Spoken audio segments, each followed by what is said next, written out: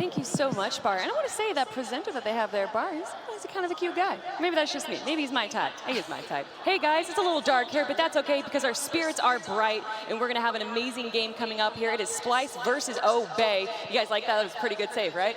There we go. Ah, okay, the light comes on, and now we are ready to get into this game. Splyce versus Obey. Splyce, the second team, or the second seeded team coming out of North America, had a really interesting story. Starting off 6th seed, I believe, in the spring, and now becoming one of the most dominating teams in North America. What happened? They had a lot of things that changed how they played coming from that summer split. They had the team house that they got from Kabam.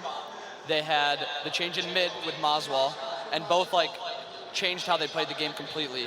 They changed up their dual lane, how they played that, solo lane, and now they're winning. So what does a team house give?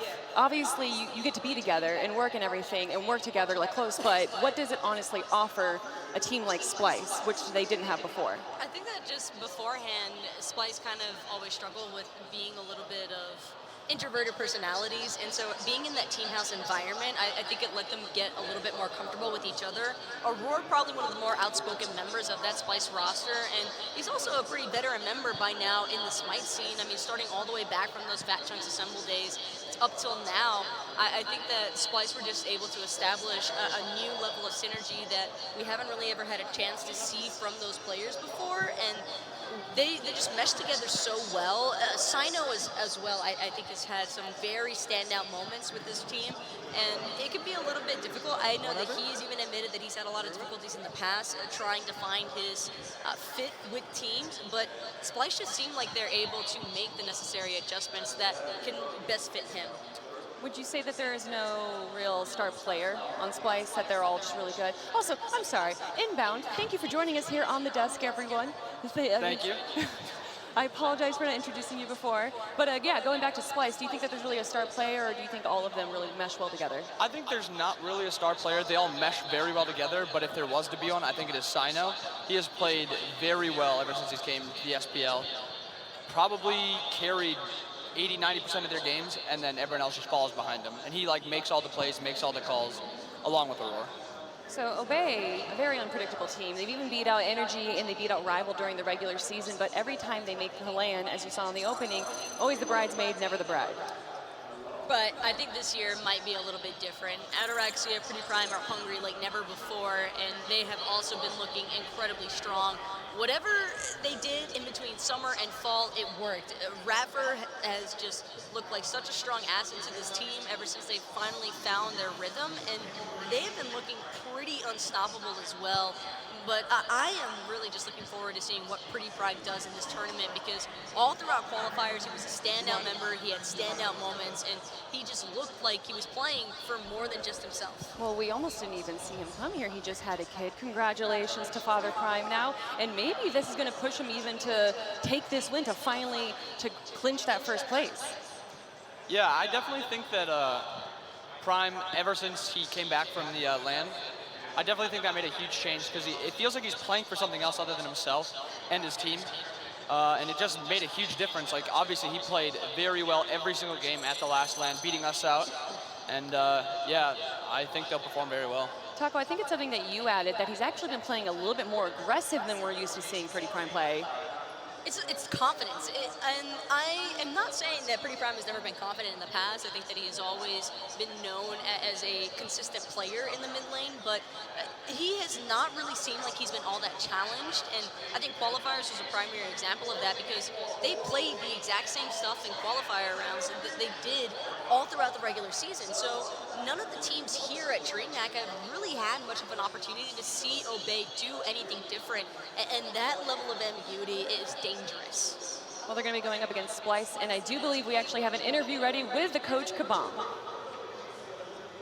Thanks a lot, Kelly. Yep, I'm standing here next to Coach Kabam. You guys have the whole team, a little bit different than the summertime house you had, but the whole squad's together. Talk to me about how important that is. It's been a really big growing experience for everyone, I think, because we have a lot of younger people on our team, then also me and Aurora, the older side, so it gave them an opportunity to sort of mature and grow and learn from each other. And there's also something to be said about being able to talk about Smite all the time.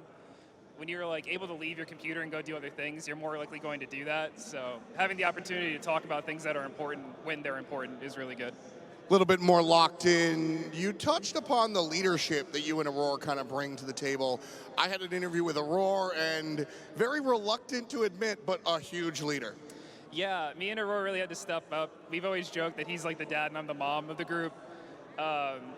When it comes down to it, he's sort of like the disciplinarian, and he comes forth and says the hard stuff, and I reinforce him when the team's not more willing to take what he's saying seriously.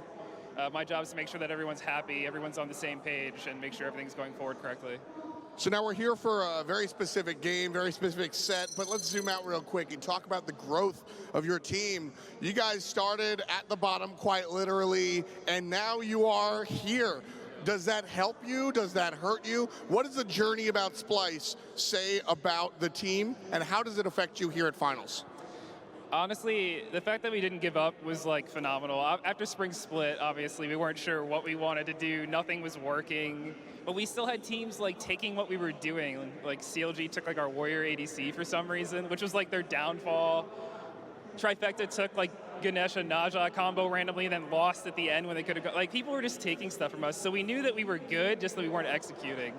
So the growth was basically learning how to talk to each other without making each other feel awful, and then being confident in each other and what we do. Well, it certainly is shown. The confidence is strong. You guys are here. Congratulations on making it, and good luck in the next game. Kelly, back to you. Thank you so much, Tom and Kabam there. And I really like what you said about Aror, the leadership there. But now iRaffer being placed into there. I believe he joined at the beginning of this season. How did those two match up, the lane match up between those two? I think at first they didn't, quite honestly. Ataraxia and Raffer both just looked really awkward in that duo lane because Ataraxia, he's recently been a lot more aggressive than usual, or at least in past seasons, but Season 5, I think he really wanted to stick out, and he has certainly been able to accomplish that, but I think Raffer was just so accustomed to that former energy playstyle that I can definitely understand where the difficulties would arise, because when you spend years with the same team, you're able to just start making, you react before you even say anything or think, because you're so used to your old teammates just knowing and understanding what your next, or what your thought process is, and being able to follow up accordingly. But Obey, I think, definitely struggled a little bit more so with that, and it took them some time, but once they finally got it together, they've just looked fantastic ever since. Well, going off of that inbound, what do you think of Moswal joining in, I believe, in the summer season, and how he's fit into Splyce? I think he was just what they needed. The best is definitely not a bad player, but Moswal just meshes better and just falls better around with Cyno. Their 3v3 is very good, their 2v2 is very good, and they just pair very well together. So this is the classic NA versus EU, and we've been saying that EU has been far more dominant during the regular season. How do they vary in a LAN setting, though? Even at LAN settings, I think that Europe has had a tendency to be considered the stronger side of things, because they have just never really seemed super shaky up against North American teams. I think that first set was actually a lot closer than what anybody was bargaining for, because most people probably would have written that off as an immediate 2-0 in favor of Dignitas if you compare and contrast the regular season to the LAN performances between the two. But I'd say it's up to anybody right now, and that even though the regular season Europe has always looked a little bit stronger, even on LANs, you can't take anything for granted here. I think it's going to be interesting, and I definitely want to know the opinion of Obey, so let's head on down to the stage with an interview with Hazer. Thanks a lot, Kelly. Now I'm standing next to Hazer, coach of Obey. You guys certainly had to go through the ringer to get here. Prime almost didn't make the placements, and now you really have to play. So I guess my first question is this a sigh of relief, or is it just as stressful as last week? I feel like it's just as stressful, honestly. We were really glad to go through the qualification tournament. We hadn't got any LAN experience up to now with this roster. So getting to play together was really good for us. And we came out of that tournament really confident. Obviously getting first seed coming out of that was great. But now the real hard work comes. This is the big boys, this is the big teams. So yeah, hoping to start off with a bang against Splyce. How real was the threat of Prime not getting here? And now that it's all said and done, be honest, could you win without him? It was a very real threat. You know, we had no idea when Prime's daughter was going to come into the world, and we were just, you know, really happy for both of them. And we we're confident with Flippo. I think we could have gotten through the qualification stages with Flippo. We wouldn't have looked as good, but he put a lot of practice in to get ready to play for that. And for that, we're really thankful to him. And we're sorry he didn't get a chance to play, but with Prime here, we're going to play with Prime, you know? And just getting the practice with Prime made us a lot more confident coming into this tournament. And so you're going up against Splyce. We've talked about it. You guys a little bit more warmed up, but Splyce know your playbook after watching placements, or do they? How confident do you guys feel going against Aror and the NA guys? We're definitely cautiously confident. We looked back over their gameplay, but obviously a lot could have changed since the end of the fall split when they were playing with certain rosters, so we're ready for what they used to play, but are we ready for what they play now? We're not sure. We have a lot more in our belt than what we showed at placements. We have a lot of picks we haven't whipped out yet, so yeah, we're confident. Sounds good. You guys certainly look it. Placements look fantastic. Congratulations making it to this stage. Good luck in the game. Very much. Thanks, Hazer. Hazer seems so happy, so optimistic. Do you think that he has the right to be optimistic against Splyce? I think so. If you were to compare just LAN experience alone, Obey definitely have the upper hand here over Splyce, because it's one thing to play LAN at the studios where it's just the other teams that are there to critique and watch you, and like maybe the occasional cheer from like the center room where everybody hangs out at. But here at DreamHack, there is a live audience. There are a lot of cheers that are going to be happening if a hype play is going on, and whether or not that's going to be in your favor is another story entirely. But I think that some members of Splyce, looking mostly towards Moswal, could be encountering some difficulties, I think, with those LAN jitters. Inbound, something that Hazer said there is that, speaking of those LAN jitters, they're really happy that they actually went through the qualifiers to get a bit of that LAN experience and maybe shake off those jitters that we sometimes see. How did they perform, and what was their journey through the qualifiers? Obey had a pretty easy time going through qualifiers. Not very many hiccups at all. They all performed very well with Prime. They stomped us. They beat Rival also, and they just played very, very well. I think that will prepare them for Splyce, because Splyce hasn't prepared for anything. All they have is just what Obey played. But I definitely think it favors Obey a little bit that they got to go through the qualifiers. We're going to be getting into picks and bans in just a moment, if not in just a second, everyone up on the screen there. I'm really excited. What do you think are some priority bans we're going to see on either side? Kerninos. That'll be a priority pick or ban at some point. Both Ataraxia and CycloneSpin. Love that god. I think Fenrir might be a pretty contested pick right now, too. I mean, after what we saw from Game 3 in that first match, you would think you would want no one to have the opportunity to jump in so early, so confidently, and get those kills. All right, Zeus Band coming out in a Freya Band, not too surprised by that, but why do we see Zeus Band out here? PrettyPriMe just runs rampant with it. Well, there's no reason to allow PrettyPriMe to play that Zeus pick. You never really know what's going to be following up after. It kind of opens up the draft a little bit too much for Obey, because Zeus just has so much space denial and objective control that it can be really difficult to play around. Plus, Splyce, like we mentioned earlier, like to play out from the dual lane and a little bit of that mid, because they want control of the red and purple buffs from the enemy team. They want those constant invades. You're not going to be able to be as frequent with them if you have gods like Zeus to deal with. Definitely something that we see from PrettyPriMe is he really likes his immobile mid lane gods, and they already took out Zeus, and now they took out Puch, which he enjoys to play. I know Moswal does as well. What is Obey now going to have to do to respond to that? I think they'll have to pick up the next priority mages soon, probably in the top 3, with Vulcan being up and actually Freya got banned. Vulcan is probably like the next mage up, maybe Ra coming away with Prime, but he does like Apash and Zeus a lot, and those are definitely his top 2 picks. Maybe a Discordia as well? Discordia possibly too. I wouldn't mind seeing the Discordia here. I think Golden Apple Cripple could be a nice deterrence factor for Splyce, because if Aror were to look for the Fenrir supports, for example, I think that he might have a lot of difficulties up against the Discordia, but Aror won't get a chance to do so because Obey are going to just take that Fenrir for themselves. And that's going to be a support Fenrir? Possibly. It's not a guarantee just yet. I could definitely still see CaptainTwig trying to play Fenrir in the jungle. I could also see Xaliea trying to play Fenrir in the solo lane. We have seen a couple of those solo laners go for the Fenrir just to try and get that lane bully aspect, but I think support's probably his best fit. Both of Obey's picks right now have a lot of like different roles they can play. Fenrir plays 3 roles really well, or jungle a little bit less, and then Zhong also plays mid and solo. So Obey has shown nothing so far with these picks. Right, and they even said that they didn't really show much during the qualifiers either. I'm sure that they got to feel good coming into that, maybe using it during the semifinals if they do win against Splyce.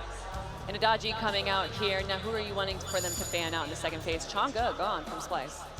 Possibly a Terra too. I know Terra's a really high priority pick for both teams. Terra with that Soul Reaver build does a lot of damage.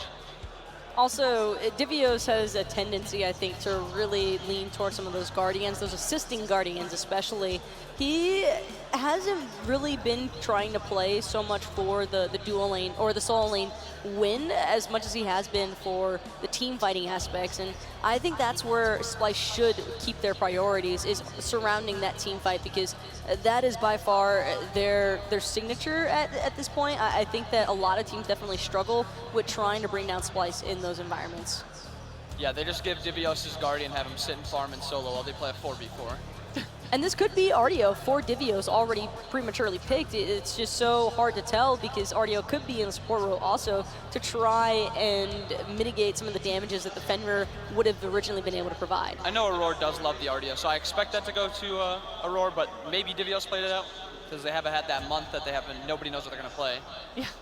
Yeah, that's a thing with Splyce that they really haven't played in the last month. We didn't really see too much from them. Do you know how exactly they've been scrimming and how that been going for them? Before LAN, we scrimmed them coming in, and they were playing very well. Those 3 picks that they have right there are exactly what they would play. A high-pressure jungler, a big bursty mage in mid, and then they would pick the Artio support.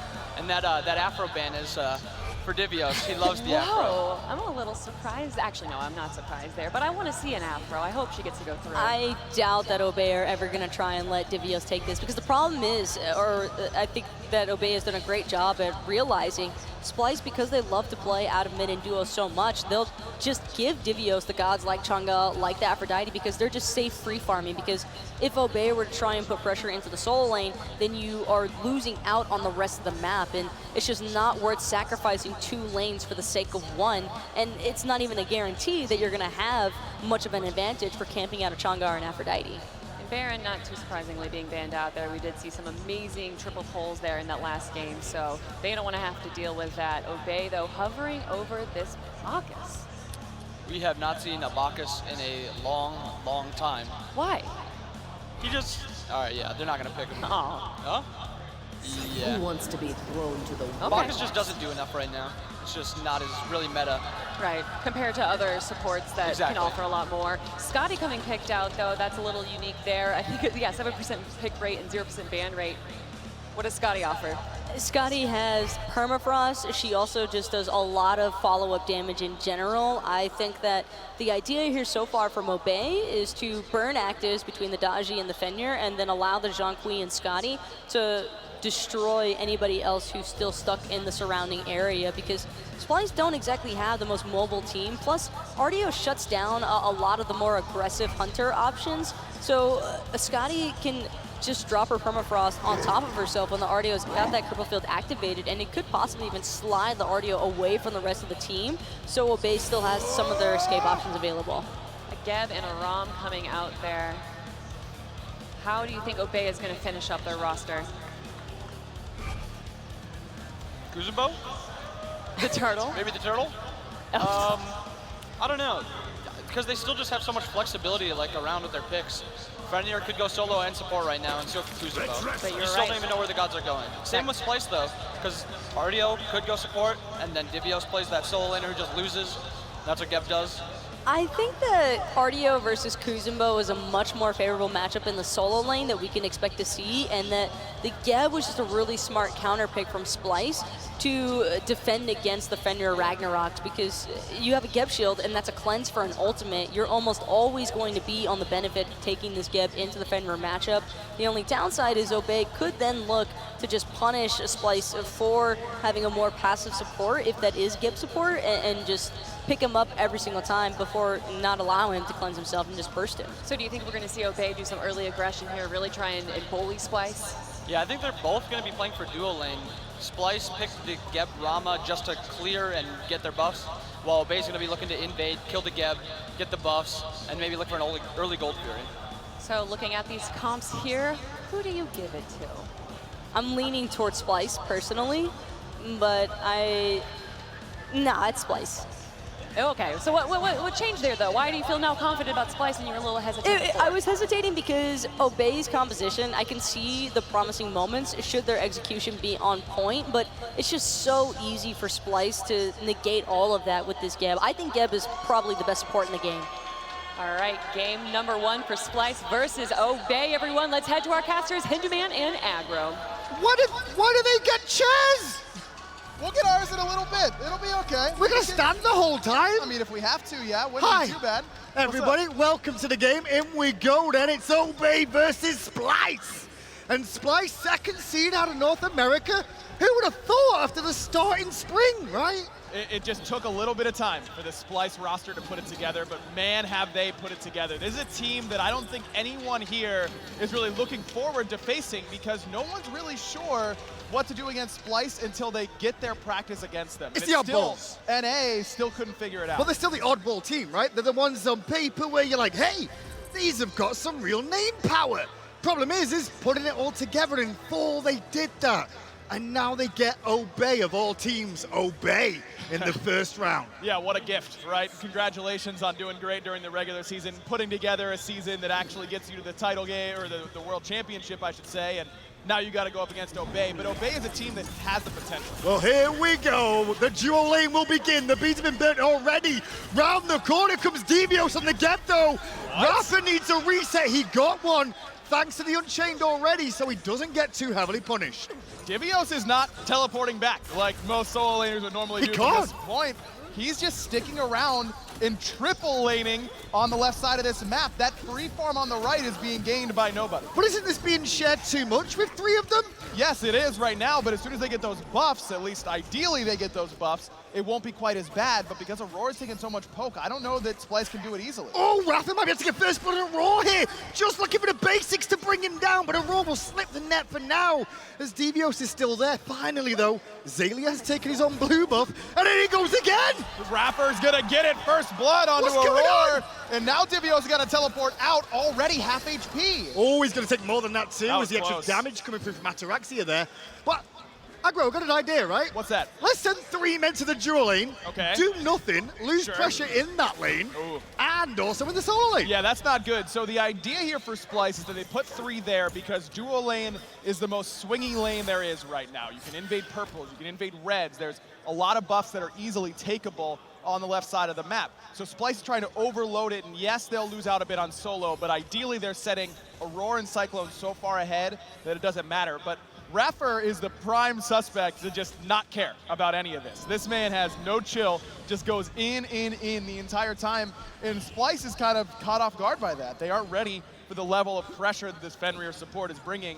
And this is where the ability to play at placements, see how this Fenrir support plays out, and actually understand how to play against it. Yes, Splyce watched a lot of this Fenrir support, but this is their first time on the real stage getting a chance to face it. And that kind of puts Splyce now in a bit of a deficit in this dual lane, so they're going to have to play a little bit more passive. As you can see, Auror still only level 1 at the moment.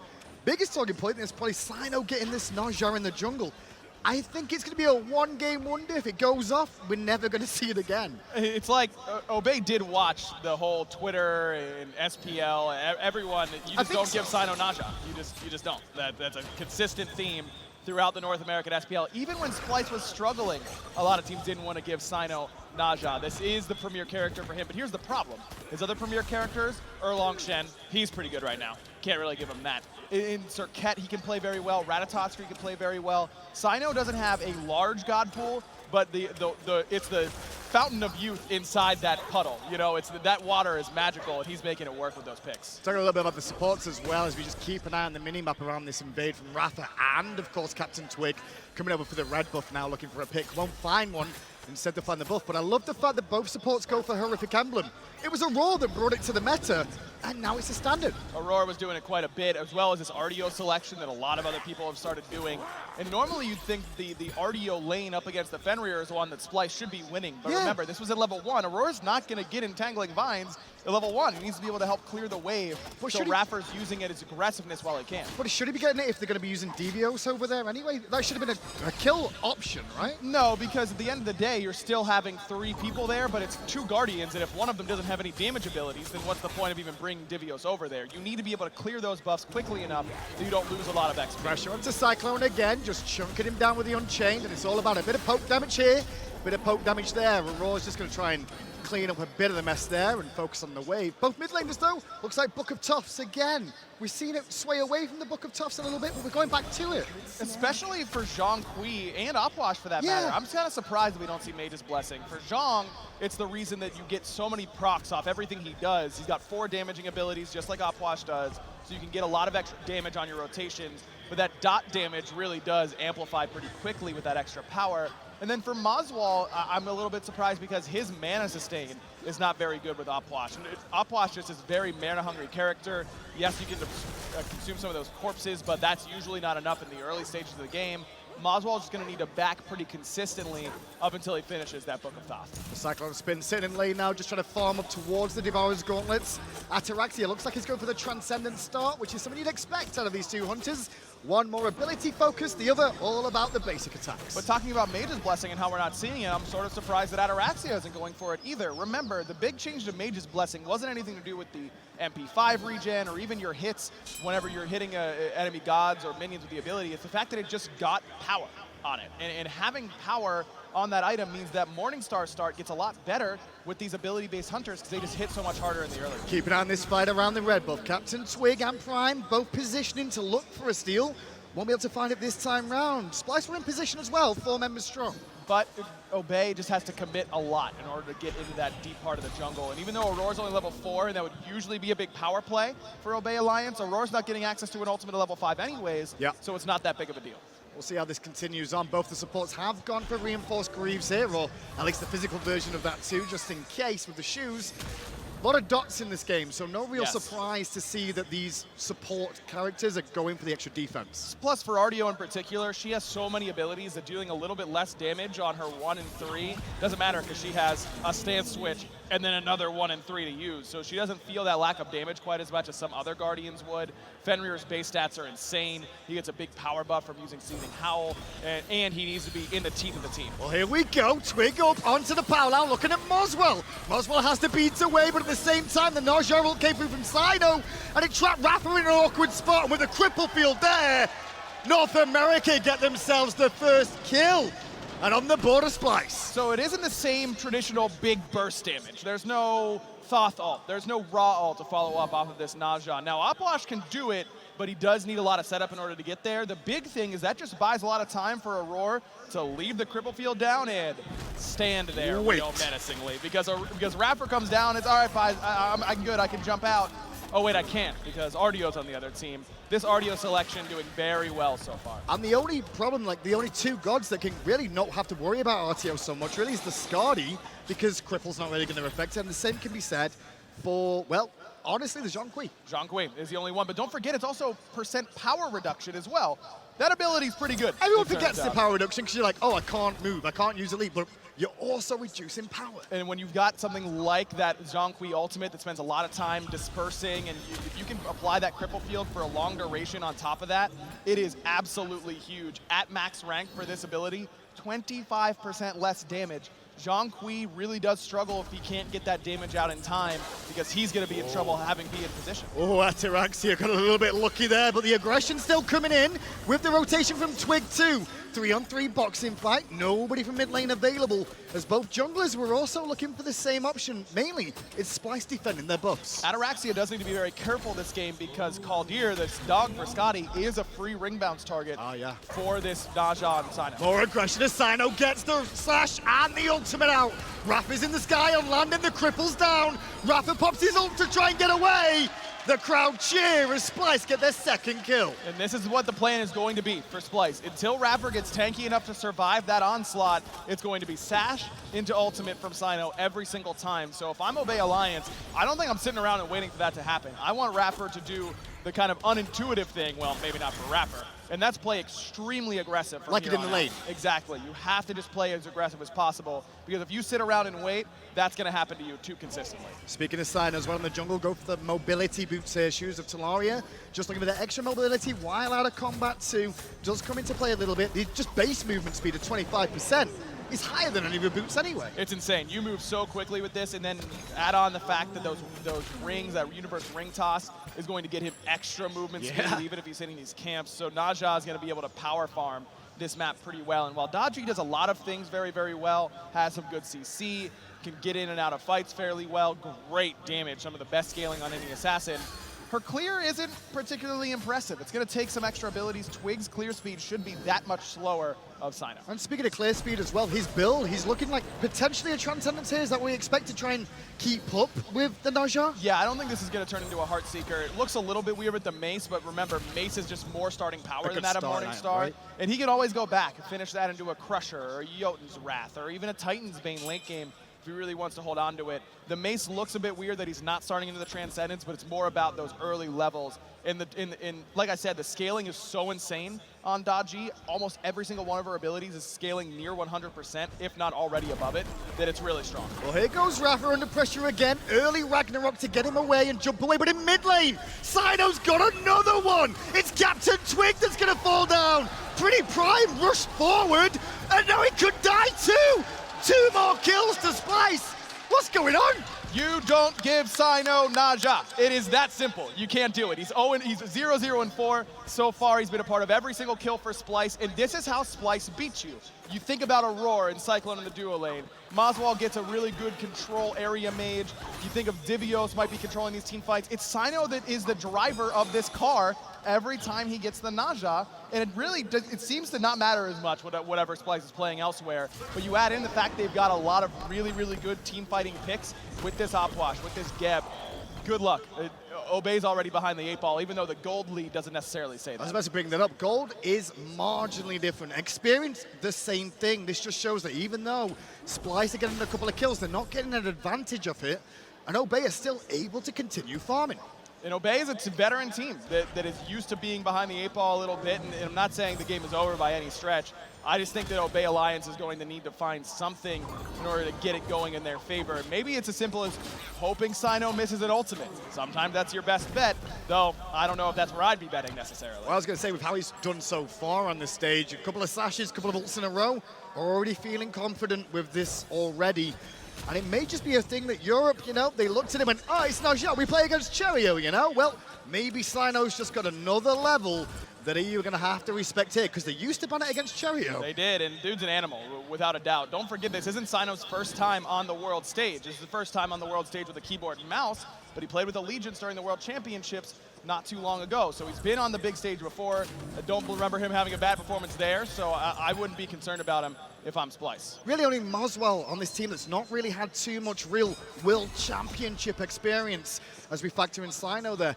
And a lot of pressure on him then. There is, but that's why the Opwash is such a good pick, and I love that they first pick it for him as well. Get him as comfortable as possible in that mid lane. And the thing about Opwash is you don't really have to do that much. Here's a little secret pro level play. If there's a team fight breaking out and you press 4 as Opwash, even if you die, it doesn't matter because Empty the Crypts is still going on and you affect the team fight so much with that ultimate. The rest of the kit is good. It really doesn't matter that much. It is all centered around this ult. I feel Corpse Explosion is where his real burst comes from, but yes, sustained damage is all about the Crypts and the impact there. Divios, though, on the Geb solo, we've not mentioned it yet, as there's been other things to talk about, really. And obviously the matchup against Kuzenbo, there's not going to be many kills anyway, so we can always come back to it. Not the pulse-pounding action we're necessarily looking for here at HRX, but I like the idea because Xaliea, if you watch what Obey has done, Xaliea is going to give you a pretty free lane most of the time. He plays a lot of low-pressure stuff, a lot of Guardians, a lot of Nike. You don't have to worry too much about losing a lot of farm, getting invaded on the right-hand side. That's not as much of a concern for you if you're going up against Obey Alliance. So why not just take something slow that takes a while to get online but something that's so impactful as a Geb. It does really, really good damage in the mid to late game as well. Cataclysm's percent-based, so you rank that all the way up. You're hitting pretty hard with that ultimate. And then Geb Shield, we've all lost 1 million kills to him already, haven't we? I mean, this is something that is going to impact very heavily. Also, having him in the solo lane technically gets him to level 20 a little bit quicker, which means things like the shield, like the ultimate, will be more impactful earlier in the game than you'd normally expect. Obviously, support still hit level 20 in the normal role, but you'll get that quicker in solo. Much quicker. Look at the difference right now. 4 levels from where you would usually anticipate that support rate to be.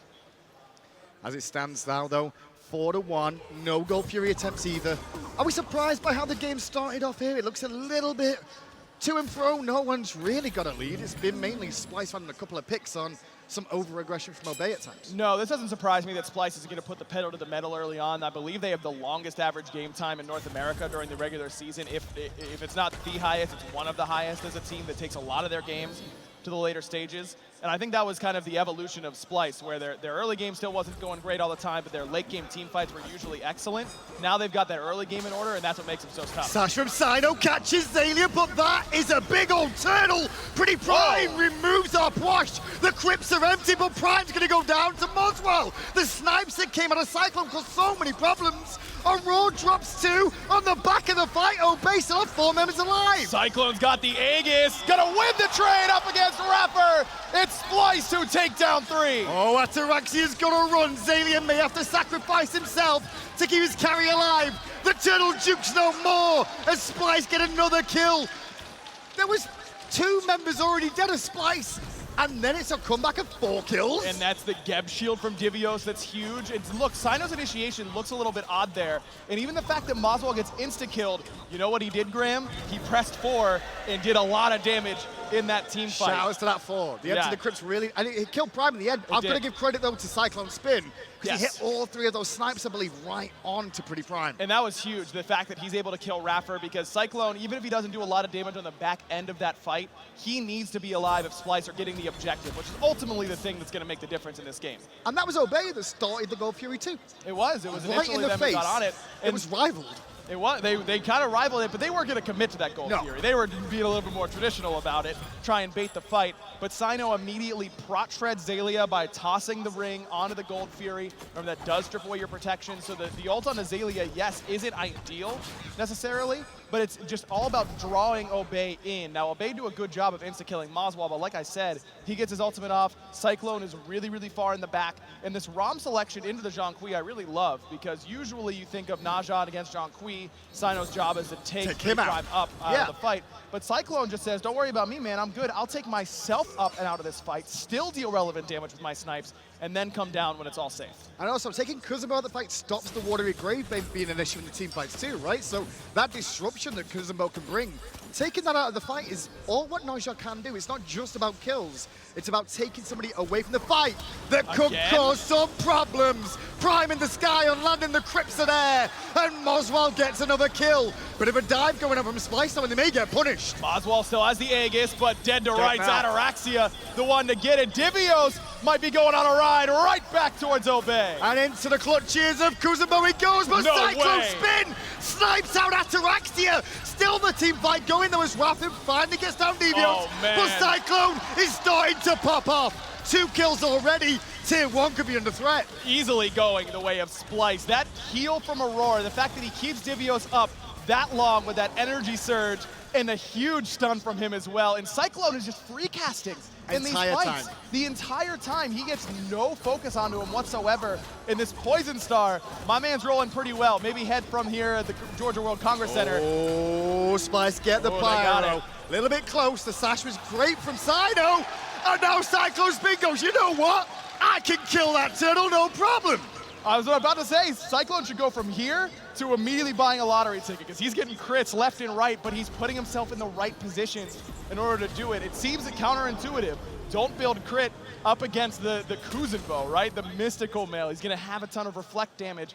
But Cyclone's idea is to never be hitting Xaliea until it's too late for the Kuzenbo. If he's hitting this dual laner, things are going wrong for Splyce. Now, the Poison Star you mentioned on CycloneSpin too, and the one thing I want to talk about that, I was hanging out with him during the last set, and they're like, listen, this item is so good, and it's not because of the stats, it's not because of the cost, it's the passive. Hang on a second, though, Prime needs help again. Beads too late, Moswal able to get it, but Splyce grouping up, and this is where, like I said, I didn't expect them to really put the pressure on early, but as soon as they smell blood, they are grouping up and forcing the fights onto Obey. Only one member really around here for Obey, and it's Rapid trying to cause some problems. Uses the Ragnarok to get away from the cripple. Fire Giant still leashed for now as Rapid dances away from the pit.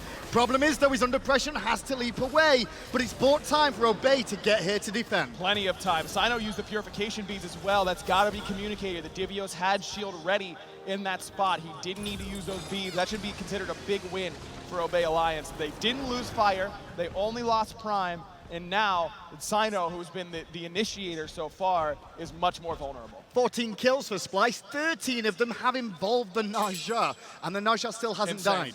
We talked all season about, hey, Cyno's Naja, and we thought coming into this, you know, there's a chance teams go, well, let's give it up and see what happens.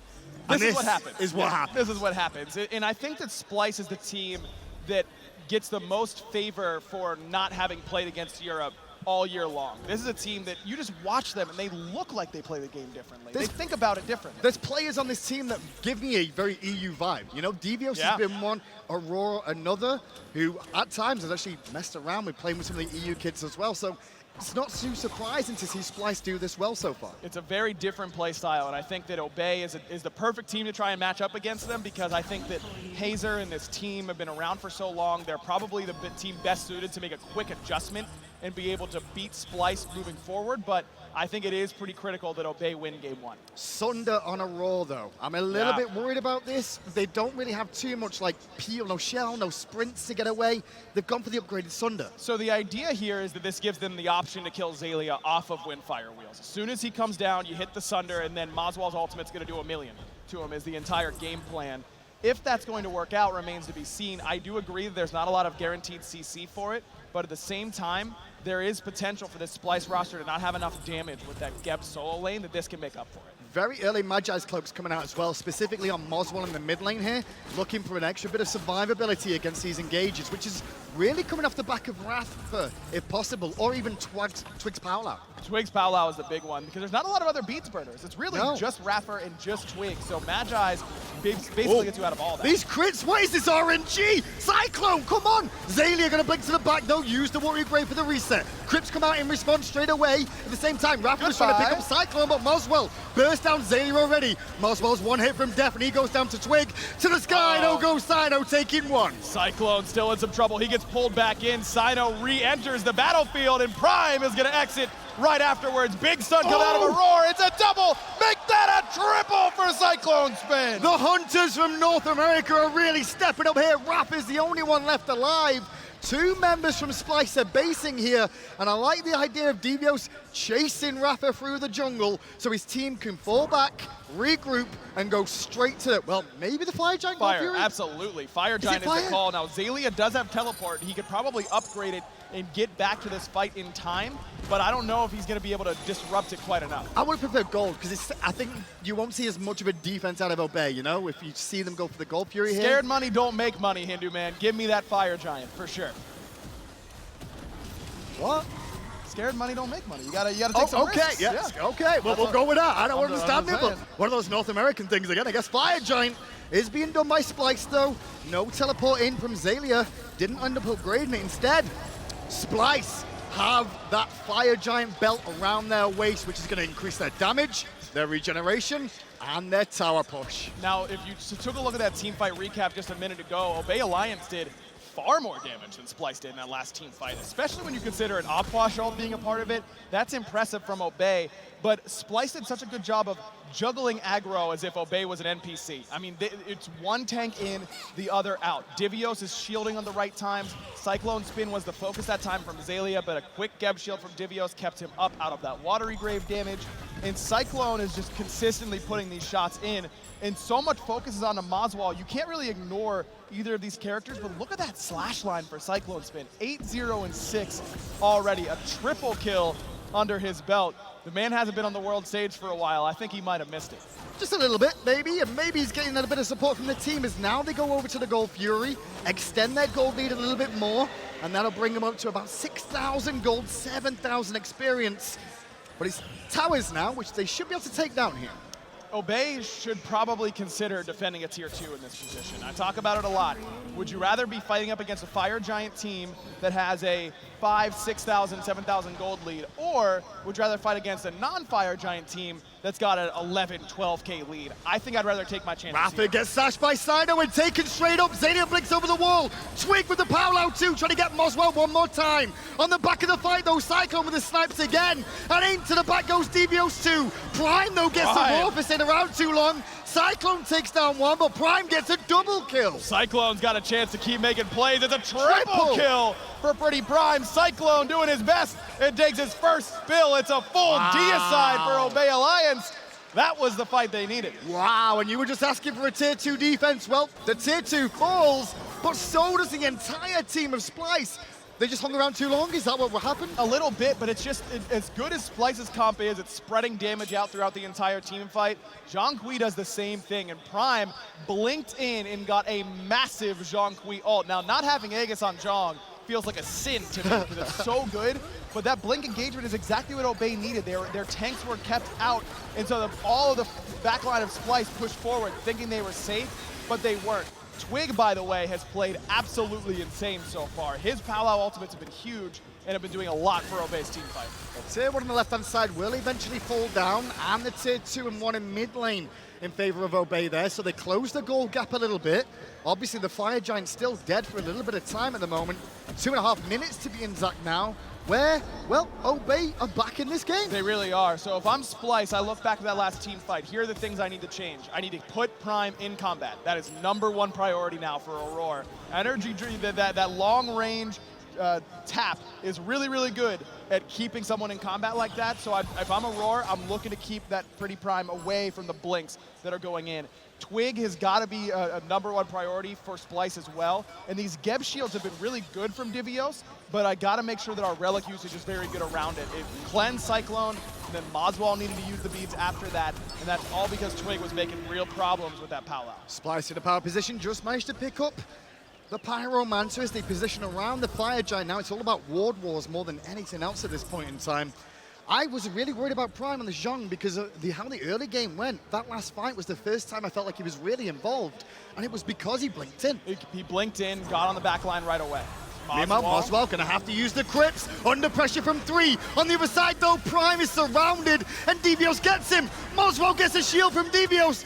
In comes the powwow too, but still he's being protected as Aror zones away iRaffer. Aror keeping everyone out, but Twig will finish off Moswal pretty quickly. Cyno dealing with 1 dog, maybe 2, but that ring toss is good enough. Ataraxia falls to the backside, but Xaliea finds a hunter of his own. 2 for 2 then, 3 members of each team still alive, and Divios looking to push out Twig.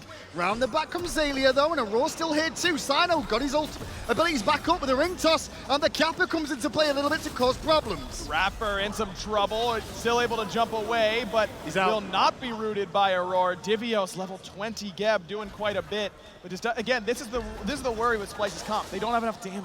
No, they've got a lot of burst on specific targets, but against tanky targets like Obey have drafted, once the burst is over, it's kind of like, well, we can chip you down a little bit. And Cyclone has continued to get just sat on by Xaliea now. Now that Xaliea has the blink, he can get on top of him, that hide of the Nemean Lion, causing real problems because Cyclone can't really afford to be hitting him at all. And like I said, ideally, he never has to. And then he's able to be kept out. He could be hitting PrettyPriMe. He could be hitting iRaffer. He could be hitting Ataraxia, Twig.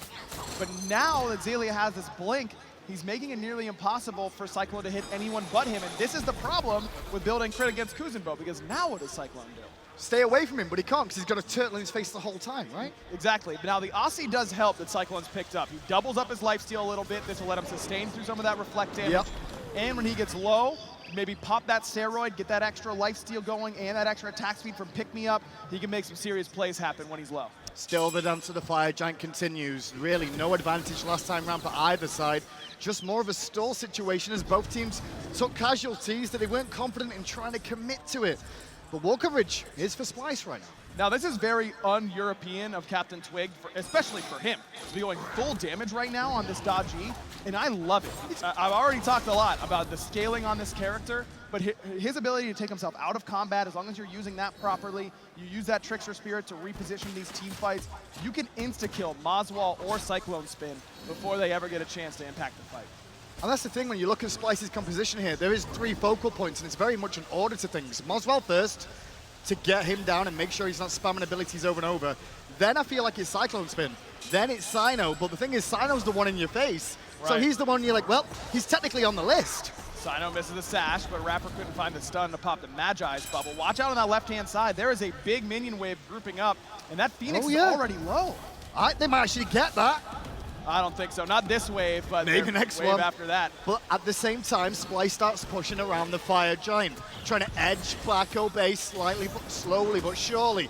The Nene Kappa does help a lot for vision too, which is one thing that people do underestimate, as iRaffer was looking for a cheeky one to get that Magi's cloak. Twig gonna go in, still doesn't get sashed, but gets a little bit of poke damage onto him. Definitely doesn't want to be the initiator on the Divios. As much damage as he has and as good as scaling is, it's not going to be enough against a level 20 Geb. One thing we don't really mention too much about is anti-heal though, and there's a little bit of secret healing on both these two teams that needs to be noticed, and some teams may have adjusted to it correctly, others maybe not. Not a lot of anti-heal so far out of Splyce. You do have a little bit of healing there for iRaffer. Ataraxia doesn't have the lifesteal, so I don't have any problem with them not Sash on iRaffer leaps away.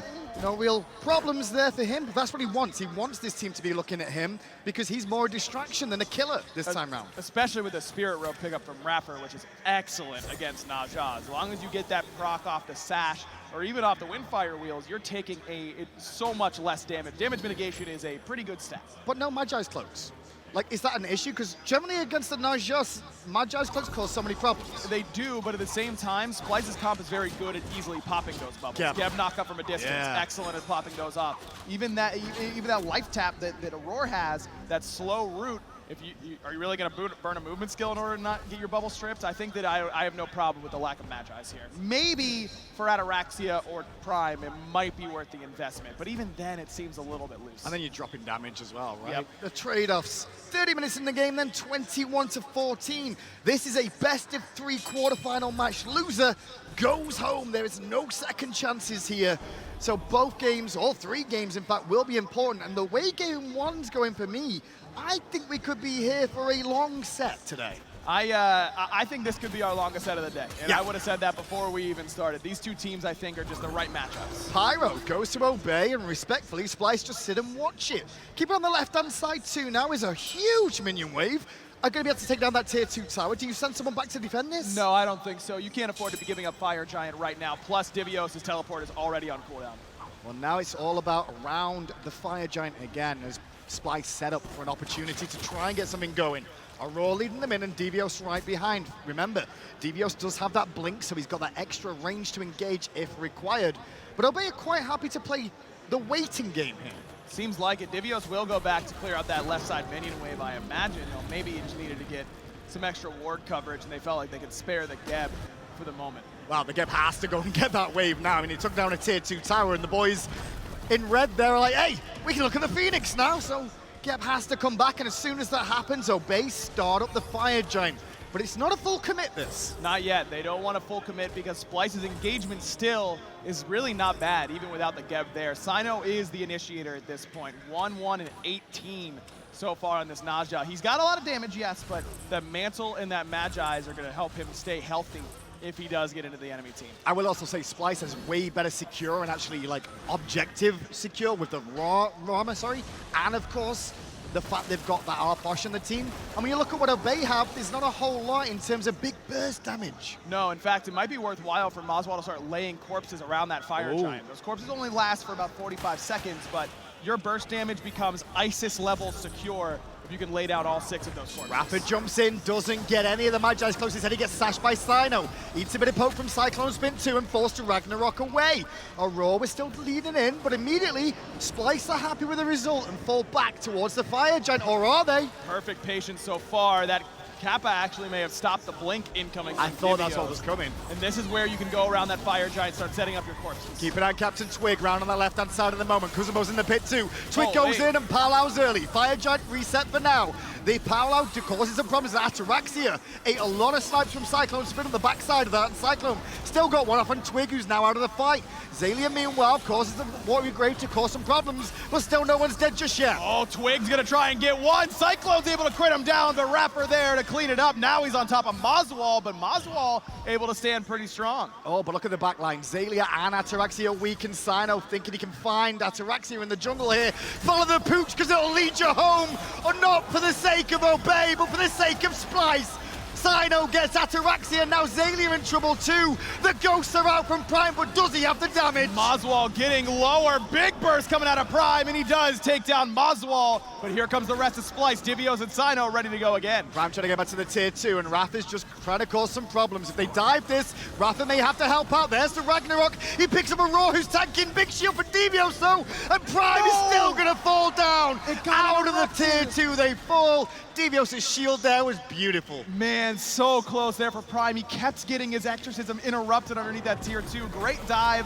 And Splyce just seems to work so well as a unit together, don't they? They remind me a lot of when Rival's clicking on all cylinders. Old when Rival, old energy, right? Exactly. That's where I'm at too, yeah. They really just understand their characters inside and out, and that's the advantage of playing the same 3 gods all year long. Look at the damage numbers, almost identical. It's Was it pretty like close. 300 difference between those 2 teams in that engagement? That's crazy. But while the damage is close, the kills doubled for Splyce, the experience pretty high, and gold in their favor as well. But again, they've got to worry about this left side. These waves have really built up on the left. Well, pick an option, left-hand Phoenix or Fire Giant. It looks like it's gonna be the Fire Giant and rely on the minions of the Phoenix to defend on that left side. You see this Cataclysm damage from Yes. Divios? 1900 almost with that ability. He blinked in and nearly one-shot Ataraxia all by himself. Geb solo may not be sexy, may not be sweet in lane, you're not doing a lot of cool stuff with it, but in the late game, that slaps, man. It does a ton of damage. 25-16 then, Fire Giant again on Splyce, looking to take down this game 1. Obey trying to at least get the Gold Fury to keep the gold relatively even. And speaking of the gold, it's not as important now as everyone is kind of reaching critical mass. Obey already has their support at level 20, everyone there, so experience is completely irrelevant.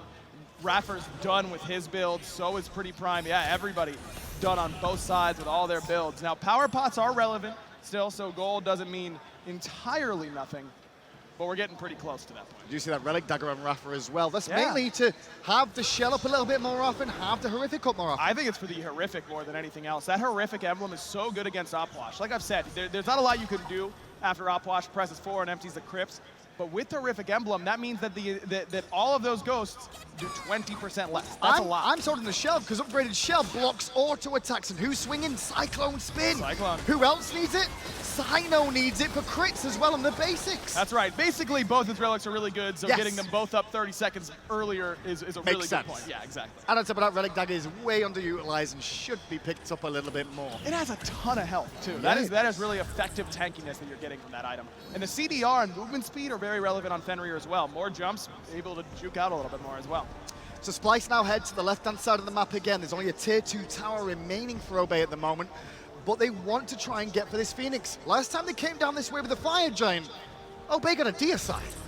There is a tower left standing, but you know Obey won't be able to defend the tier 2 this time around, and they really shouldn't. There's no point. Like I've said, golden experience is already irrelevant at this point. Keep watching Cyno. He's going to keep looking for those slashes time and time again because he does have Divios in backup to not only blink in to follow up, but also to give him the shields if they engage. Full damage Zhong with a Rod of Tahuti is already here, by the way. So if you thought Prime wasn't doing enough damage before, he certainly will be now. Sash in onto Xaliea. Xaliea up with the Windfire wheels. Raffer at the same time jumps to the back, but can't do much of anything. Crypts get emptied and Raffer's under pressure. Has to ult defensively. And now the window is open as they look for the Phoenix. But here's a Twig. double chain, but Got him. Cyno does end up getting pulled. Divios couldn't quite shield him away. Twig still going to go in and look at that shield from Divios. Divios just sat there, and as soon as he got pulled in, knocked him up and went, okay, now you may walk away. Oh, they're still going on you? Have a shield, friend, no problem. You're full health again for a little bit. It's pretty good at that point. Now Divios still has ult. And he's going to go in and Ataraxia. Same time, though, wrap it to the backline, trying to keep CycloneSpin busy. Look at the crits causing problems, but now Prime has let the ghost loose. Can he do it alone? Oh my god, that first damage on a Moswal was insane. He takes down the enemy mid laner. Twig gonna take care of Cyclone as well. Patience from Obey is paying off right now, but maybe they bought off more than they could chew because they went onto the gap, and Cyno still full health. Aror gets one. Cyno gets one, but now Xaliea and Ataraxia are back. This is the big damage dealer now, and Cyno's going to be looking for Ataraxia if Splyce wants to keep on pushing. Cyno is still surging forward, careful, because Daddy's back. PrettyPriMe is back in the mix. The slows are going to cause some problems, but the tanks in the front line are going to allow Cyno to separate. I think Cyno's going to go back in here. He's thinking about it. His ult is coming up pretty soon, as is Divios's. Sash on Xaliea. Xaliea happy enough to eat it and push him in a wall. Good shield from Divios again. There's the watery grave from Xaliea, looking to burst down Cyno a bit more, but still, Splyce, 3-man strong. That's initiation, but Divios had it, misses the ultimate. Cyno locked underneath the Phoenix. And the first time that he's missed an ult all game. Of course. Stops him getting anywhere near. I don't think they would have got a Phoenix there anyway. Why hang around and keep fighting? Why? I agree. I don't think you're getting Phoenix in that spot. If you only have one damage dealer up between the Skadi and the Zhong, then maybe you can make it work from that position. But having both of those up, I think it would have been too difficult. I would have preferred to see Splyce back it up and wait for their damage dealers. Those team fights, though, like that was two teams playing to their strategies and strengths well. Splyce again using the sashes, looking for the picks, looking for the windfire wheels. But Obey, so patient. They're like, okay, wait for the right moment, and in goes Prime, in goes Twig, and then it changes the whole fight. Prime is playing like an assassin, and I love it, because normally full damage Zhong, it just gets killed. You're one of the first ones in, everyone jumps on top of you, and you just insta-die. But he's playing like a true assassin. He's waiting for Geb Shield to be down, Cataclysm to be down, Moswal's Aegis ideally should be down for him. I mean, he did 40, 50% of Moswal's health with that last exorcism there. But he's also picking a target when he goes in. He's not just going blinking and ult and see who gets low. It's more like, I am going for you. Everything else on you and everybody else is a bonus. Fire Giant, though, started by Obey, down to 70%.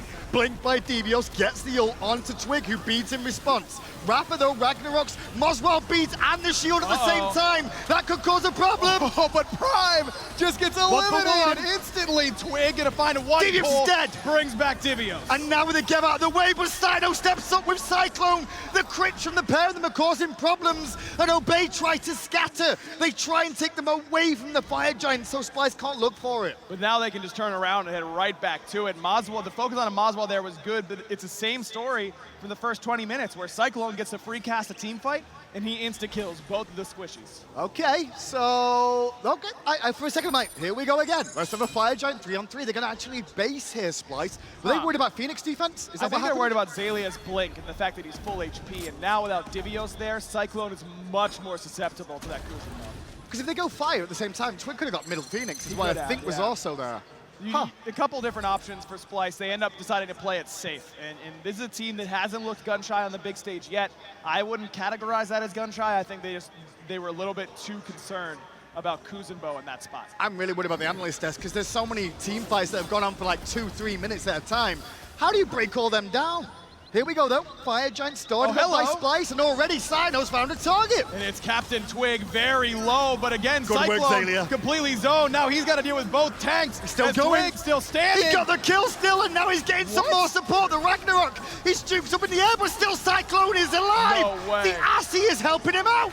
Oh, but he gets hit by that Unchained right over the wall from iRaffer. Finally, he's able to claim the life of Cyclone. PrettyPriMe is here, and so is Ataraxia now as Divios, Moswal and Cyno group back up at the Fire Giant. Twig for Cyclone. No real advantage either way for now. Not quite yet. Splyce losing their Hunter, though, is, I still think, in favor of Obey Alliance, because the Moswal is much more easily focused out. Nate's in trouble, he needs to beat, and now the chase is on. Round the corner comes the Aror, great ult from Ataraxia. Where's the rest of Obey, though? Splyce find a pick. as Obey were caught napping in their own jungle. I don't know if that's really on Obey. I think that's on Ataraxia. It's his job to be with the enemy, with his whole team. Yes, should someone from the team be there? Most likely, but when it's if it's everyone grouped up and one player separate, are you going to put the blame on the entirety of the team or the one player that's alone? In fairness, though, maybe he was out of position, but he did try and buy as much time as possible, and still there was no response from the rest of the team. No, They but did have blinks. they did not. Splyce has blinks aplenty Yes. right now, so it definitely, it's only one, but it feels like Divios is doing so much more with this blink gem, man. 7, 4, and 20. He's been a part of 27 of the 31 kills for Splyce out of the solo lane. But it is Gap. I understand, but look at these assists. Look at these assist numbers down the line. 20, 25, 10, 23. It's a team unit, the Splyce team. And that's what Splyce does so well. Yes, they're the run forward at you team. Yeah, they're going to try and kill you in lane with Artio. But at the end of the day, they always default to team play, and that's the mark of a good squad. There's Rafa coming around the back, and he's going to leap onto 2, Moswal and CycloneSpin. That actually helps out the Fire Giant to do some damage. Into the back goes Xaliea and Twig at the same time. Twig bouncing onto Moswal. Shield is down from Divios. Is Moswal going to get pulled in? I don't know. Moswal still up, but Prime gets right into the teeth of the team. Cyclone's the first one out. Xaliea keeping Moswal separated. Oh, and that's causing some problems in the back, but Aror does take out Prime at least. Twig looking at Divios or Moswal here as Divios comes back to help out. Xaliea knocked up in the air, and Moswal gets the kill. Still alive for a second, but the bleed from Twig is too much. Oh, but Twig's gonna fall to the bleed from Moswal. Gives him a taste of his own medicine. iRaffer, the only one local, but Ataraxia is getting closer. Well, the chase is on. I don't think anyone's going to be able to get the Fire Giant still, though. Graham, you're not busy later, are you? Because I think we're gonna be here for a little bit. I wrote the script, so you know, like I knew this was coming. Cool. I was just You could have let prepared me know. I would have brought it. I would have brought a change of clothes, a sleeping bag, maybe. I Do you mean, I could remember have been ready. when we started this cast, I went, why don't we get chairs? Oh, There was yeah. a reason for that. Oh, okay, that makes a lot of sense. Now, Cyno's the only real DPS on this Fire Giant. He's going to try and get it low and then secure it once Cyclone spawns. But Ataraxia, he's got both relics up here. Well, he's going to make an impact this time after the last fight, but in goes Divios again. Gets the beads out of Ataraxia. Ultimate use, but against 3 targets. Nate can't live long enough. Cyno gets another kill, getting his 4th of the game. And Splyce backs right away. They get another pick, but iRaffer being there, Cyno's a little bit too low, so is Aror. That's happened a lot and lot as the season's progressed, though, of teams that instantly back. Don't commit to a Fire Giant and a goal for you. Just go back straight away, regen, go again. You'd think with the bigger map, we'd see less of it than we used to, right? It Yeah. takes longer to get the Fire Giant than it did in previous seasons, but teams understand just how easy it is to get in there and contest at this point. No hand of the gods anymore to insta-secure an objective, so it's a little bit riskier at times, though this one doesn't seem particularly risky to me. It doesn't, because Rafa's on the left-hand side already. Prime's going to be picking up his red buff, and Kuzenbo is capping in the mid lane, pretty much as it stands. 35 to 25, Splyce. Been in control of this game for a while. Obey have just been answering the call whenever it's come to Phoenix pushes. And Twig and Prime have been the real ones dealing a lot of this damage. I mean, you take a look at those player damage charts. Ataraxia has gotten plenty, but he's also taken 7 spills. Only 2 kills, but he's been able to put out some decent damage. Prime is fallen low on these player damage charts. Needs a little bit more here in this Just fight. want to remind you of Cyno as he takes up another target in the sky again.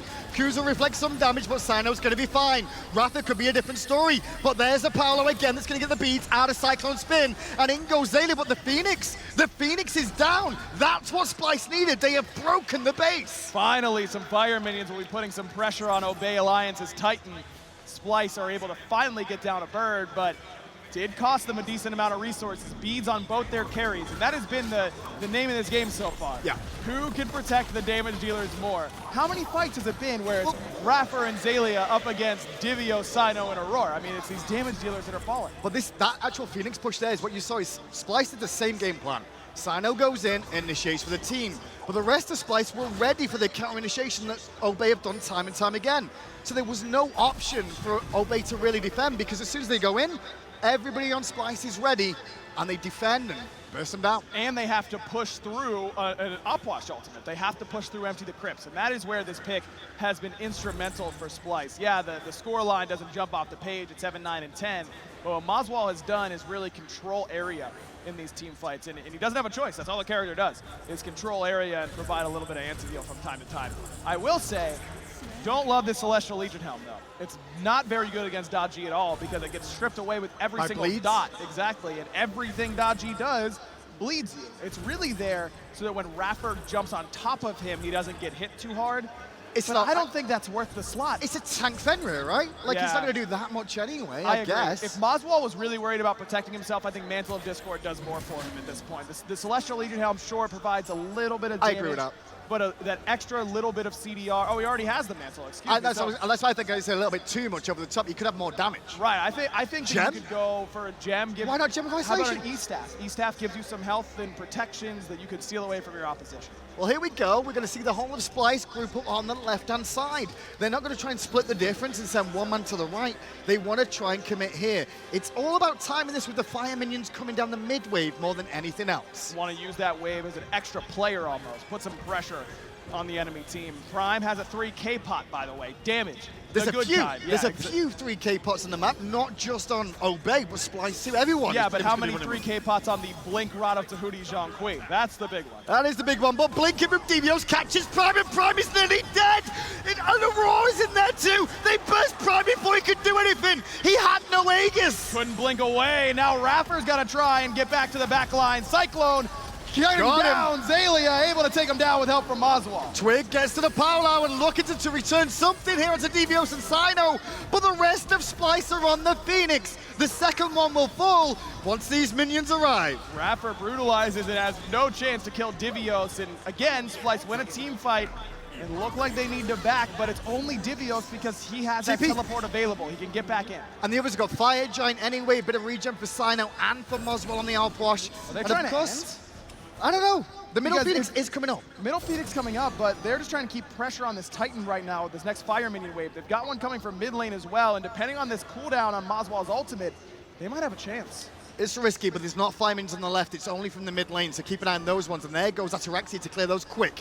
But in goes Divios, Cyno, Moswal, CycloneSpin, and Aror. The whole five-man squad of Splyce are going to try and take game one from Obey.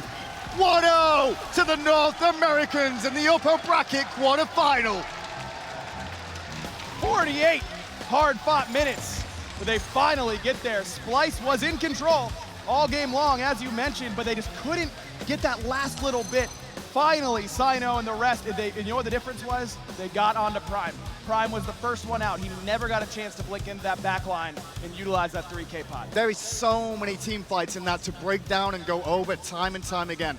Splyce on the aggressive, Obey with the counter initiations, and then Splyce's adjustments to those counter initiations is really where it paid off. Really well played by both teams. I think Obey Alliance played defense far better than most teams would from that spot, and I think Obey has a lot that they can learn from that game, but they have to adjust because Splyce now is just one game away from moving on to the semifinals. Well, if you're in the crowd here live at Dreamhack, make sure you go and get your drinks and get back because you're going to need those drinks, I'll tell you that. Let's get it over to the desk to break down game one with Kelly. Thank you so much, Hindu Man. And just like Agro was saying, Obey is going to have to change something. They're going to have to do something different. Just from the look at the game there, what do you think they're going to have to do different? It's the outwash. I don't expect to see Moswal get this outwash again. For as many times as they were able to find him throughout the chaos of all those team fights, it didn't even matter because as long as Moswal was able to hit 4, unleash those crypts, that's all that really mattered.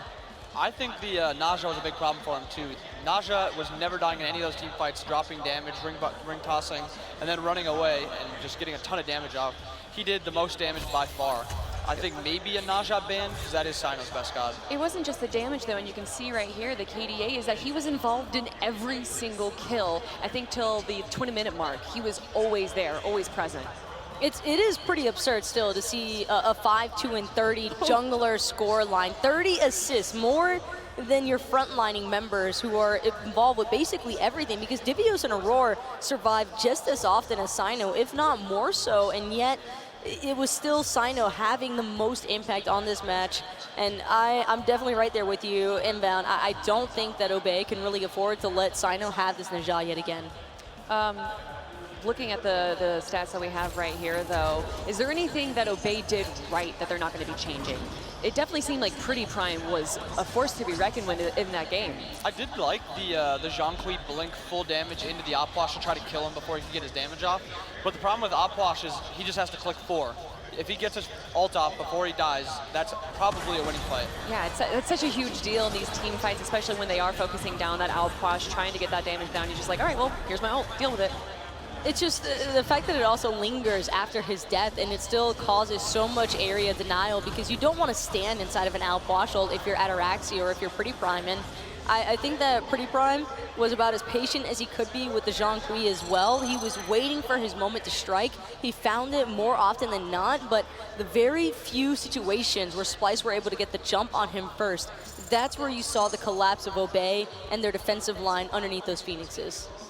We got the coach right there going over the last game with their team, talking about the next picks and bans, I'm guessing. What exactly do you think they're going to be focusing on going up against Obey in Game 2 to try and take this 2-0? Splyce, I think they just try to replicate what they did that game. They didn't throw the early game. They played the early game and they tried to fight into the Fenrir, and the Fenrir punished them really hard for it, but they still ended up winning those mid-game team fights to get them that lead, and then they played it well and played for those late-game team fights, and they eventually won. I believe it was Aggro said, Splyce is giving me an EU vibe, or maybe that was Hinduman, because he tries to make everything about Europe. What does that mean exactly? What does an EU vibe mean? It's because European teams have this tendency to where you'll just see them farm, and then after X amount of time, there's just really big team fights that usually distinguish the pacing for the rest of the match. And I think that we definitely got that vibe from Splyce. They not only were able to get pretty solid control over the early game, despite the early blood against from the Fenrir. But I just think that their team fights were so commanding. It was entirely, I would say, even Obey being forced into the responsiveness. And whenever you're the team that's playing from the responsive side, I think that is always very difficult to try and deal with, because even when they were able to take out Cyclone, even when they were able to take out Moswal, it did not make that much of a difference between Cyno, Divios, and Aror were constantly alive every single time. And with the Geb and an Artio, Naja has free room to roam.